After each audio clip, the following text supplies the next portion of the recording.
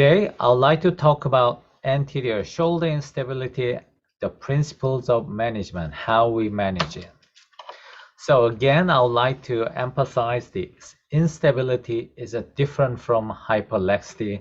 Sometimes you are confused this instability with the hyperlaxity, so you advise a wrong diagnosis and wrong treatment to the patient. So this is two complete disease entirety, so we have to keep in mind. And then as we have more elderly people in our society, and we have more and more people over 60s who's got a shoulder dislocation. So I would like to say, you guys, we have a two bimodal pattern of shoulder dislocation in the very teenager and elderly, but the pathology in these two groups are completely different. So now let's have a look at this 18-year-old guy patient who had a traumatic shoulder instability. He reported he's got 3 different shoulder dislocations, and this is the plain x-rays he took in the emergency room. Now after closed reduction, you can see a little bit of a defect on the posterior superior part of humeral head, and glenoid defect is not very much significant. So this is the MRI. So as you can see here, you see the labral tear, which has not been much displaced, and I would say this is a pretty much a linear labral tear. It doesn't really belong to the glad or the ARPSA or some other lesions. So what other issues would you like to propose? We took the CT scan and then evaluated this humeral head defect, and this is in our definition. It's not really a huge severe defect. I would say this is a very mild humeral head defect. So what is your treatment? What would you like to suggest to this patient? So here's the instability severity score. This patient is younger than 20s, then score 2. And he's not any active athlete, so recreational sportsman, not much of contact sports, so the score is 0. And the shoulder hyperlaxity, no. And there's very small heel socks, so not visible on external rotation, and glenoid contour is good. So overall, if you add all these, the score is less than 6 points, then you can anticipate a good surgical outcome with the arthroscopic stabilization. So this is the arthroscopic view from the anterior superior portal. As you can see, the labral detached from the glenoid. And then again, this is a very straightforward arthroscopic procedure. It's got a little bit of a tear here in a superior labrum, and heel socks was not very wide. So we did arthroscopic stabilization of the labral repair. We tried to make some of the labral bump in the front, and we tension the anterior inferior glenohumeral ligament. So here's a question. Do you think the arthroscopic Bankart surgery gives a 100% success? If it is not, what is the cause? In what sort of situation we should be careful? So we had some analysis in our arthroscopic failed Bankart surgery between 2010 and 20. So when we analyzed them, most of the failure were from the surgical errors, either fixation issue or pathology issues. Because the surgeons, they put the anchor screw too medial or too proximal, so do not have a secure fixation anterior inferior. And obviously, if you have excessive capsular laxity, there's always a chance of recurrence. So this is a very typical picture you can see for our revision surgery. The surgeon who operated this patient had a anchor screw very superior at 2 o'clock without putting any anchor screw 5 or 6 o'clock. And again, here you can see the metal anchor very medial to the glenoid neck. And if you have this anchor very medial to the glenoid neck, what happens is it's like a Perth lesion. The glenoid labrum heals very medialized, and you cannot expect any tension anterior inferior. Just obviously you can expect the recurrent shoulder dislocation again. So glenoid tract has been very well addressed by Dr. Ashok and Erica Collin. So I'm going to skip this, but still in my clinical practice, I'm very selective and careful choosing patient for remplissage surgery, because this is a good example. Before Bankart repair, you can see the Hill-Sachs lesion, and it looks like almost engaged.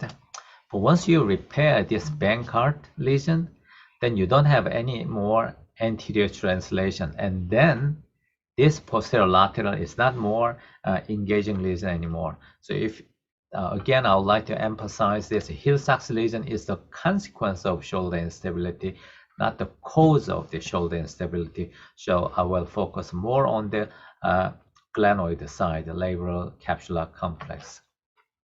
So this is 25-year-old traumatic anterior shoulder instability. He brought his MRI because he belongs to the army. So as you can see here, there's some lesion in the anterior inferior glenoid side. So what would you propose? So we took the x-rays. As you can see here, there's a Hill-Sachs in the posterior superior humeral head and anterior glenoid. Very suspicious of some defect. So are you happy with these images, or would you like to do anything more?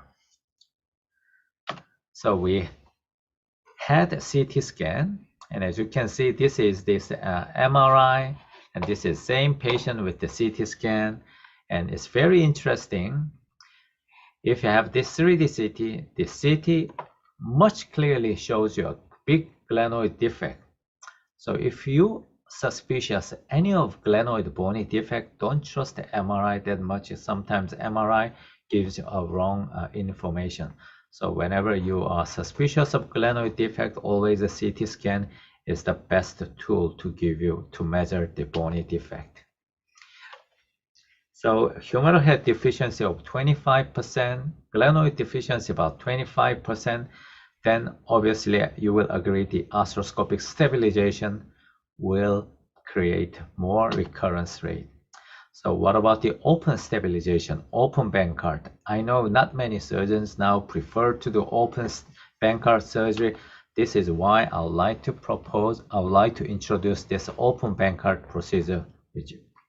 Open Bankart is not simply repairing the labrum. You can actually do more of this labral repair.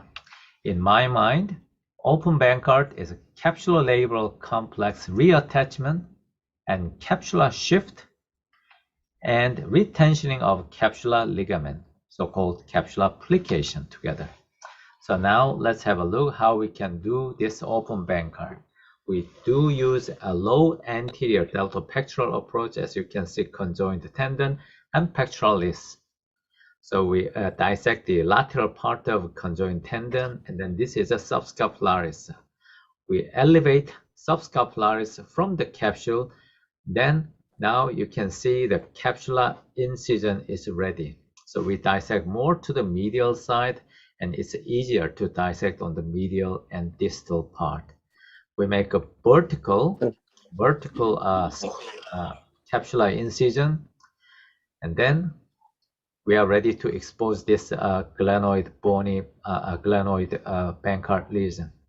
So we debride this all scar tissue, anterior, inferior, all the way down to the glenoid neck, and then make a bone tunnel to pass these sutures. And then we can have one matrix of stitches.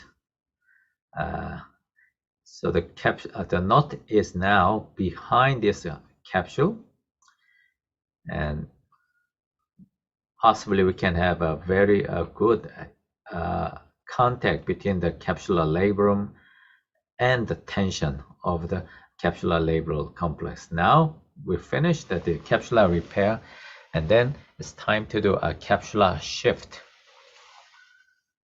So on the medial side, the capsular labral ligament has been repaired, and then by making knots, then we readjust this capsule to the lateral side. This is important. At this stage, you need to keep your arm at least 30 degrees of external rotation.